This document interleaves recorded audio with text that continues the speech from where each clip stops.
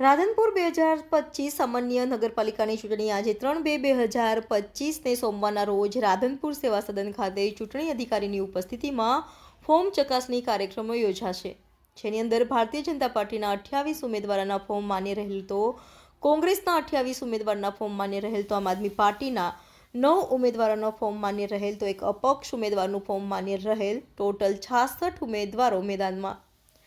પાટણ જિલ્લાના રાધનપુર ખાતે નગરપાલિકાની ચૂંટણીમાંને લઈને રાધનપુર નગરપાલિકા ચૂંટણી અધિકારી અને મદદનીશ કલેક્ટર રાધનપુર અને રાધનપુર મામલતદારશ્રીની ઉપસ્થિતિમાં નગરપાલિકાની ચૂંટણી લડવા માંગતા ઉમેદવારોના ફોર્મ ચકાસણી કરવામાં આવી।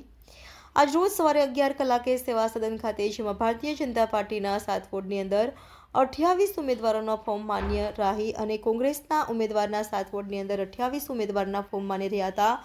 આમ આદમી પાર્ટીના ઉમેદવારોના 9 ફોર્મ માન્ય રહેલ। હવે આવતીકાલે 4/2/2025ને મંગળવારે ફોર્મ ખેંચવાનો છેલ્લો દિવસ હોય, કેટલા ઉમેદવારો મેદાનમાં રહેશે તે આવતીકાલે જોવા મળશે। અત્યારે ટોટલ ઉમેદવારો રહ્યા છે 66। કોંગ્રેસ ભાજપે કરેલ જીતનો કર્યો દાવો।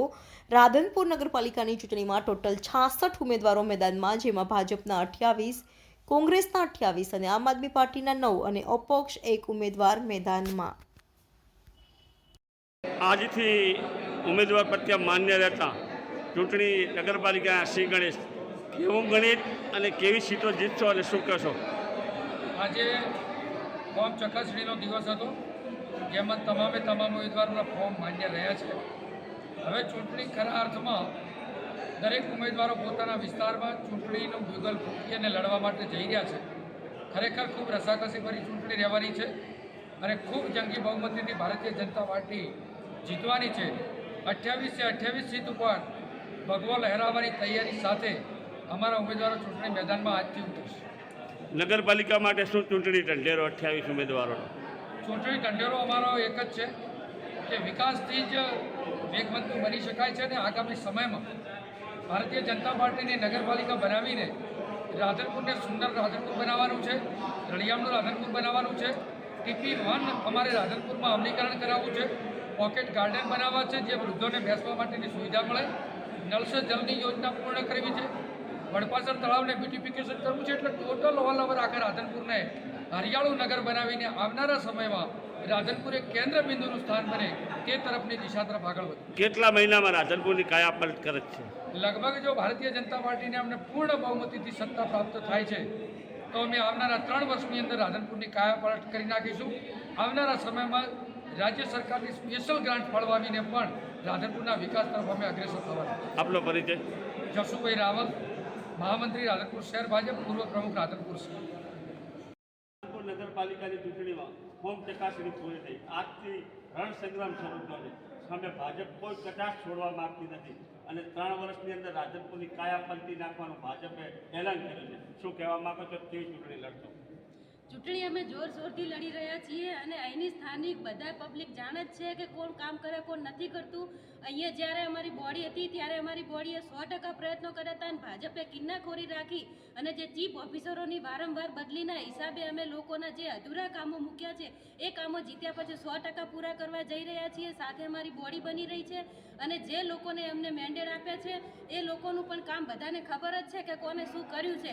એટલા માટે અત્યારે સ્થાનિકની અંદર આપ સૌ અમે જ્યારે બોડીની અંદર બેસશું, અમે જ્યારે જીતીને આવશું ત્યારે રખડતા ઢોરનો પ્રશ્ન છે, પીવાનું પાણી છે, લાઇટના પ્રશ્નો છે, CCTV કેમેરા બંધ પડ્યા છે, તેમજ જે પણ ત્યાં અહીંના સ્થાનિક પ્રશ્નો છે એ તમામે સ્વસ્થાને લઈ અને બધું અમે કરી આપીશું। પહેલી પ્રાયોરિટી કઈ હશે કે કોંગ્રેસ બોડી બનશે તો રાધનપુરમાં કરશે?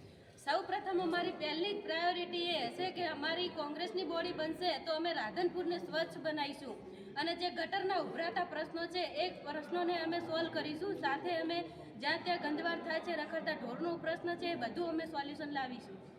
વોર્ડ નંબર 1માં ઓકે, નગરપાલિકાની ચૂંટણી આ પડધામ વાગ્યા છે અને ક્યાંક ને ક્યાંક તમે ઉમેદવાર છો, એક નંબરના વોર્ડમાંથી કોંગ્રેસના કાર્યકર્તા ભાજપમાં જતા રહ્યા છે, તો કેવી રીતે ચૂંટણી લડશો અને કેવી રીતે જીતશો?